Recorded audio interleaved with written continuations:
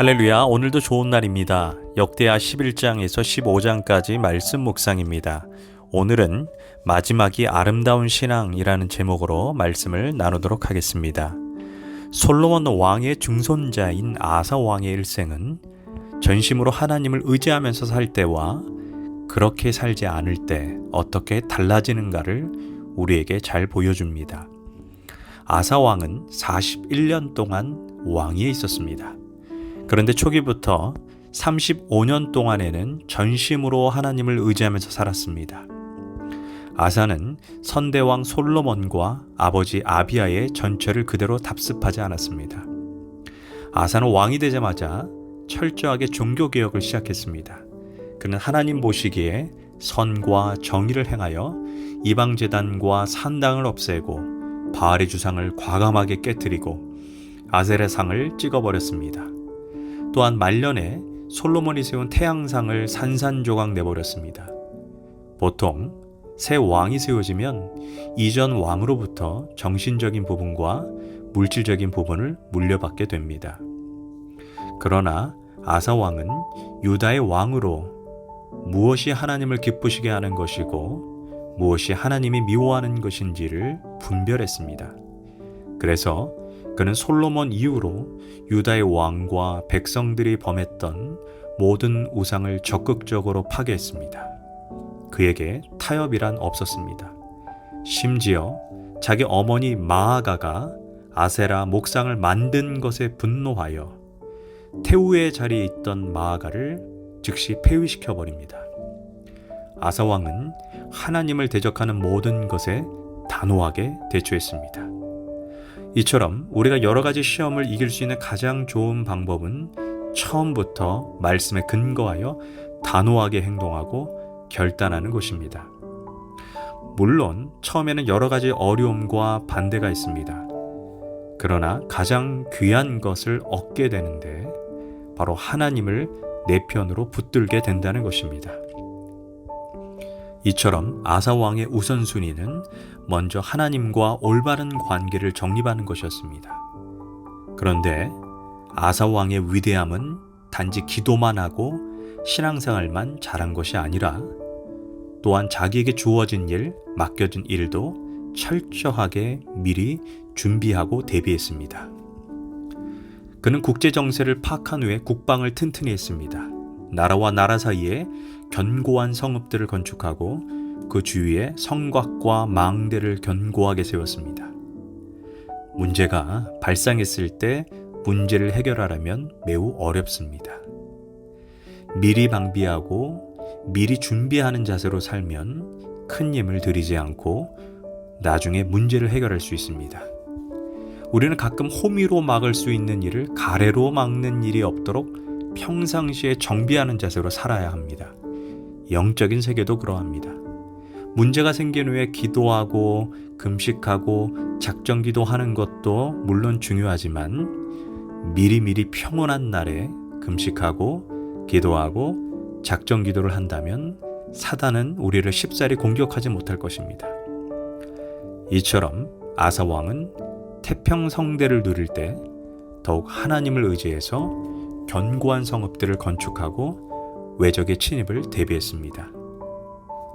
우리는 때때로 하나님을 의지한다는 이유로 우리가 해야 할 일을 하지 않거나 하찮게 여기는 경우가 있는데 그것은 잘못된 태도입니다. 아사 왕은 하나님을 의지하면서도 자신이 해야 할 일을 충실히 이행했습니다. 이처럼 아사 왕은 평화시에 미리 앞을 내다보고 국방을 견고히 했습니다. 그리하여 구스 왕 세라가 대군을 이끌고 쳐들어왔을 때 아사 왕은 세라의 대군과 맞설 수 있었습니다. 그렇지만 세라의 100만 대군과 300대의 전차 부대는 결코 만만치 않았습니다. 보통 이런 상황이면 옆에 있는 나라에게 도움을 청하거나 돈을 주고 용병을 고용해서 전쟁을 치릅니다. 그러나 아사는 그렇게 하지 않고 이런 기도를 하나님께 드렸습니다.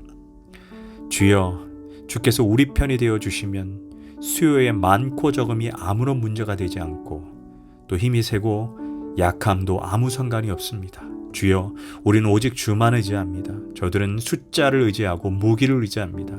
그러나 우리는 오직 하나님만 의지합니다. 절대 그들이 하나님을 이기지 못하게 하소서. 바로 아사 왕은 이렇게 기도했습니다. 기도는 하나님을 설득시키는 것입니다. 우리는 기도할 때 하나님이 들어주셔도 되고 안 들어주셔도 되는 것처럼 기도하지 맙시다. 하나님이 응답하지 않으면 안 되도록 하나님을 설득시켜야 합니다. 결국 하나님은 아사의 기도에 응답해 주셨고 100만 대군으로 하여금 도망가느라 정신없게 만들었습니다. 그래서 유다 군대가 뒤를 따라가 한 사람도 남기지 않고 전멸시키고 그들이 가져왔던 곡식과 무기와 금은 보화의 모든 노량물을 엄청나게 획득하게 됩니다.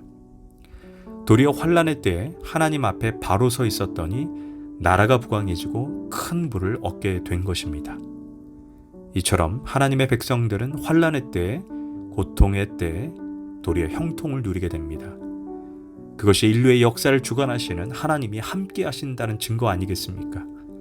그래서 하나님을 잘 믿다가 당하는 고난과 환란을 두려워하지 마시고 낙심하지 마시길 바랍니다.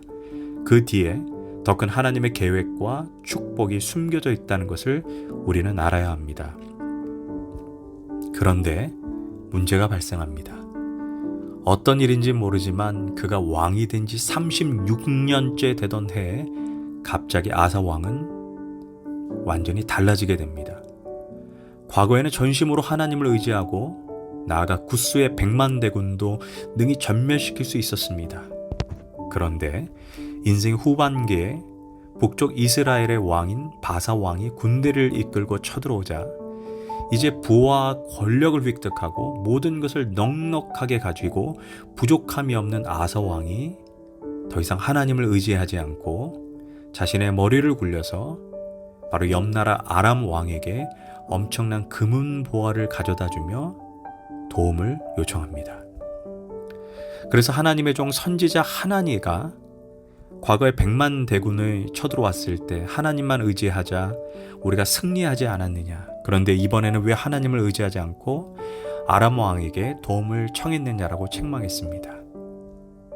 그러자 아사 왕이 하나님의 종의 말에 예전처럼 귀를 기울여 듣지 않고 화를 내며 분노하여 선견자 하나니를 옥에 가두어 버리고 백성 중에서도 그를 따르는 사람들 모두를 옥에 가두고 학대했습니다. 또한 그때쯤 아사 왕의 두 발에 깊은 병이 들어 걷지 못할 정도로 위독하게 되었다라고 성경은 말합니다. 그런데 아사는 예전처럼 하나님을 의지하지 않고 오직 사람인 의사들에게만 의지하여 치료해달라고 구했습니다. 슬프게도 아사 왕은 인생의 말년에 하나님을 더 이상 의지하지 않고 사람만 의지했고 결국 그는 병이 들어 2년 만에 신앙 없는 모습으로 죽게 됩니다. 기억해야 합니다. 우리의 신앙은 과거보다 현재가 중요합니다. 과거에 아무리 기도 많이 하고 전도 많이 하고 은혜도 많이 받아 충성했을지라도 지금이 중요합니다. 현재 내가 하나님을 어떻게 섬기고 있는가를 돌아봐야 합니다. 아쉽게 그는 마지막에 믿음의 경주에서 하차했습니다. 부산 수용로교회 정필도 목사님의 간증입니다. 장로님이 임종하시게 되어 정필도 목사님 임종 예배를 인도하고 있었다고 합니다. 그때 장로님에게 이렇게 물어봤다고 합니다. 장로님, 이제 천국에 가서 주님 만나시겠네요 라고 물었더니 장로님은 죽어봐야 알죠 라고 대답하셨다고 합니다. 평생 교회에서 살다시피 하고 충성을 다하셨던 분이 인생의 마지막에 구원의 확신도 천국에 대한 확신도 없으셨다는 것입니다. 여러분, 과거가 중요한 것이 아니라 지금 내가 어떤 신앙으로 사느냐가 중요합니다. 마지막이 중요합니다. 깨어 있어야 합니다. 우리는 아사 이야기를 교훈 삼아 하나님의 은혜에 붙잡혀 살 때 끝까지 마지막까지 믿음의 길, 믿음의 선택을 위해 몸부림치는 우리들이 되길 기도합니다. 기도하겠습니다. 주님, 바울처럼 죽음 직전에 나는 선한 싸움을 살고 나의 달려갈 길을 마치고 믿음을 지켰다라고 고백하게 하소서. 예수님의 이름으로 기도합니다. 아멘.